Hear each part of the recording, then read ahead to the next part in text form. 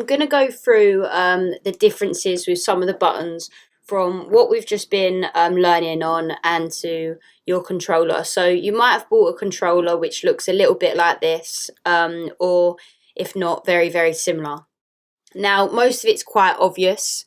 I've made my cursor a lot bigger because you really need to see where I'm pointing to understand what part I'm explaining of the buttons. So if you really keep an eye on my cursor as I'm talking, that would be helpful.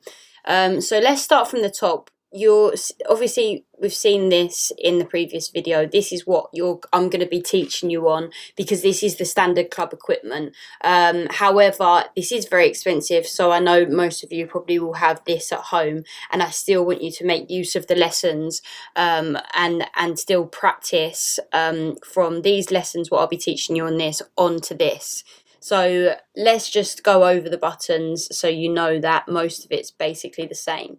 So first of all, we've got our USB slot up here. On the controller, it's here, right? So USB 1 for deck 1 and USB 2 for deck 2, all right? On the controller, you've also got this master record button, which is extremely handy to record your mixes. It actually records your mixes onto your USB. If you did want to do a mix, as a feature you don't actually get with the CDJs. I still don't know why they haven't put it on their CDJs yet. It's, yeah, bizarre. Where we was holding this button down to eject the USB, we would just hold this button down here on these two. Now, when we, all of these buttons up here are the same. Browse, tag list, info, and menu are the same as here. And we've got the same down here. But instead it says MIDI, which we can ignore. We just want to focus on USB 1 and USB 2. So this is also where you'll need two USBs, because as far as I know on these little controllers you can't actually link them. So what you want to do is put USB 1 in there, and so USB 1 in there, and then click on USB 1. Once you load it on, like how you would normally do, how I was teaching you on these ones, using this button here, it'll ask you, do you want to load onto deck 1 or deck 2, right? Obviously, if you've got something playing on deck 1, you want to load the next song onto deck 2. Don't mess up and just quickly load onto deck 1 if you've already got something playing on there and you need to be mixing into deck 2. All right, that's the main difference with these controllers. Apart from that, we've got the time mode auto cue button the same here. We've got the quantize button here the same. We've got these low and highs would be the same on the mixer, which I'm going to come to the mixer in a minute actually, so just ignore that for a minute. We've got the back button the same, the tag remove button the same, and then we've got load 1 and 2, and that's just similarly to what I was just saying a minute ago when you load onto deck 1 or load onto deck 2, right? Then down here we've got the cues the same as here, the delete memory the same. We've got the jog mode, so we just switch it on for vinyl and switch it on for off for CDJ. So if it's lit up, that means it's on vinyl. We've got these buttons here, what we don't use, but they're there. We've got the tempo the same, the master tempo the same, and we've got our tempo slider the same. We've also got the jog wheel, although it is a little bit of a smaller jog wheel, it's exactly the same functions.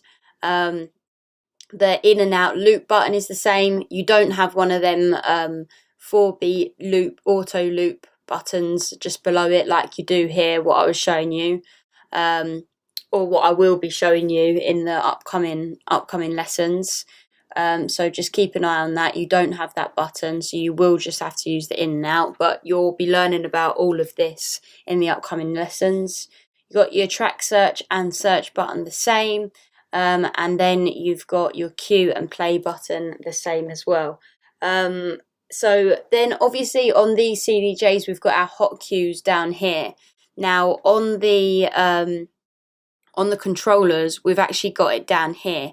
So what we'd have to do to have our hot cue, we'd have to press this hot cue button first, and then we would use these hot cues. but again, we'll be talking about this more in the upcoming lessons on how to use them, but that is how you would use them.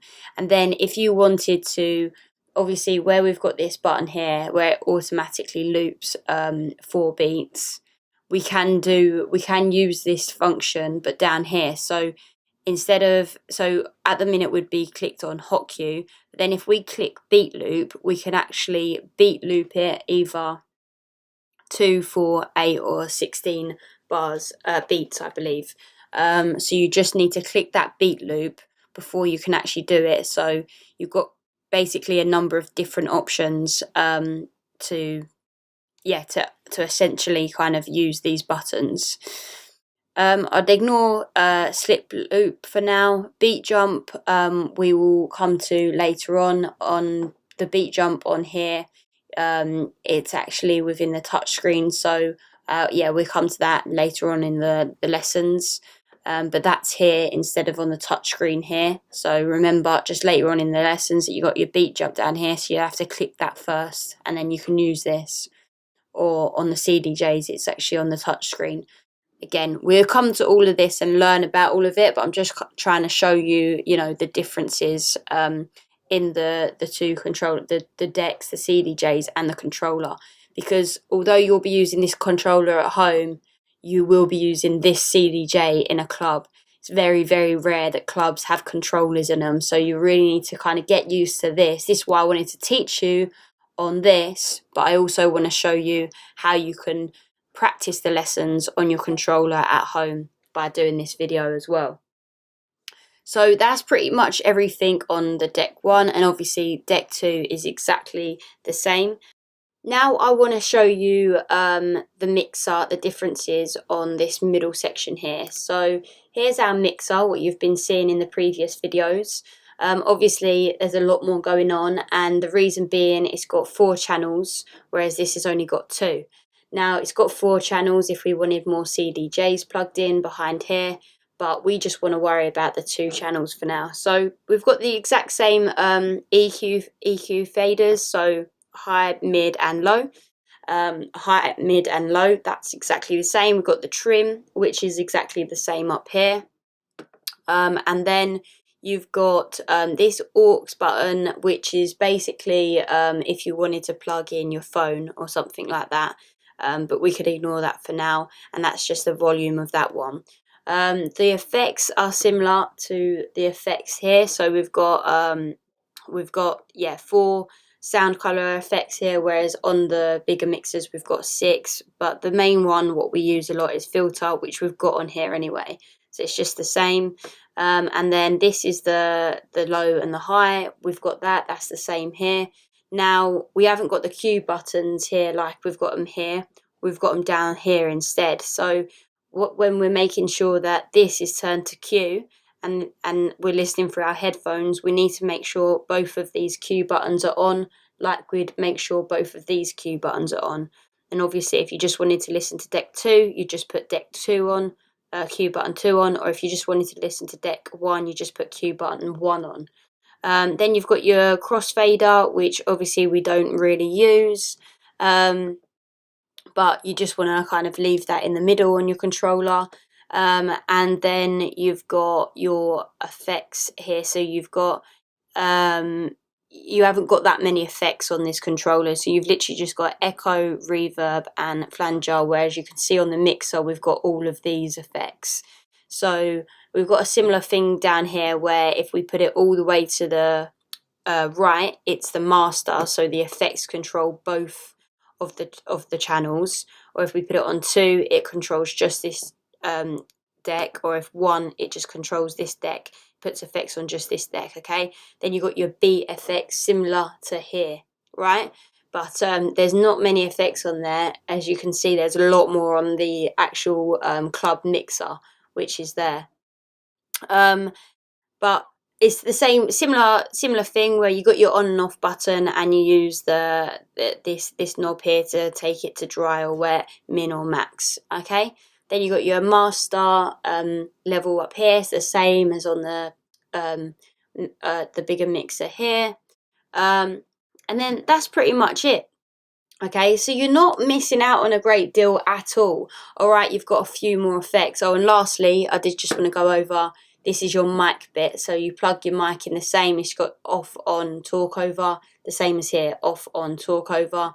Then you've got your low and high, and you got your low and high, what we ignore, and then your level is here, like your level would be here. The only difference is that's got an extra mic.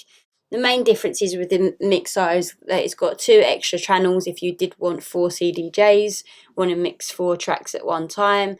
You've obviously got a few more effects. You've got a few more effects over here. You've got 2 mics instead of 1. But apart from that, it's very much the same, all right? And then obviously the main differences with the CDJ is that you've got your kind of hot cues here, your beat jump here, your beat jump within the touchscreen. You got your loop beat here, whereas you'd have to click on each one individual to kind of have the control panel down here for the for the decks down here.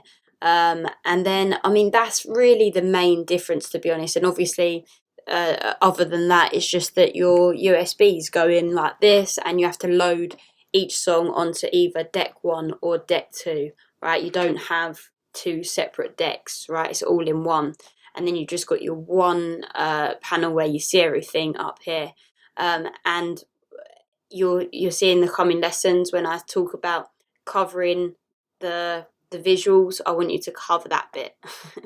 Right, but that's basically it. So hopefully from this lesson you can actually see that the controller and the CDJs, there isn't a lot in it. There's not a massive difference in all the buttons, just a few of them are in different places. And as we talk more about hot cues and beat loops and everything like that, and beat jumps in the coming lessons, either in the rest of this course or in the intermediate and advanced courses, you can actually see where you can access these on your controller as well. So you don't need this, you don't need to have this like standard club equipment at home to practice the lessons we're going to practice together and I'm going to be teaching you. You can do all of it on your controller. It's just about knowing where the buttons are. Okay, so that's pretty much everything, and you're ready to go and get practicing and get mixing. So I'll see you in the next lesson.